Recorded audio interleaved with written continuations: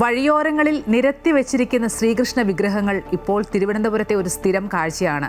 കണിയൊരുക്കാനുള്ള കൃഷ്ണ വിഗ്രഹങ്ങളിൽ അധികവും എത്തുന്നത് രാജസ്ഥാനിൽ നിന്നാണ്. നൂറുകണക്കിന് അന്യസംസ്ഥാന തൊഴിലാളികളാണ് കൃഷ്ണ വിഗ്രഹം വിറ്റ് ഉപജീവന മാർഗം തേടുന്നത്. ആ കാഴ്ചകളിലേക്ക്.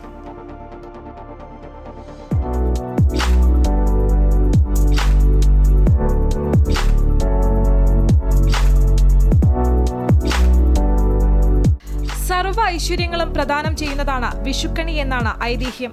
കണിയൊരുക്കുമ്പോൾ ശ്രീകൃഷ്ണ വിഗ്രഹങ്ങളെ എങ്ങനെ മാറ്റി നിർത്താനാകും? അനന്തപുരിയുടെ റോഡുകൾക്കിരുവശവും ഇപ്പോൾ മനോഹരമായ കൃഷ്ണ വിഗ്രഹങ്ങൾ കൈയടക്കിയിരിക്കുകയാണ്.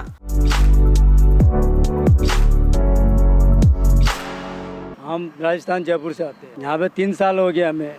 यहाँ के लोग अच्छे हैं, भाग भी अच्छा रहना है, कोई इधर का टेंशन भी नहीं है.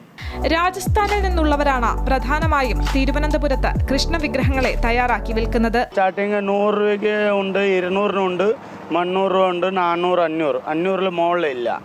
വാങ്ങാൻ നമുക്ക് എല്ലാ വർഷവും വിഷുവിന് പരിപാടി. ഇത് മെയിൻ കച്ചവടം.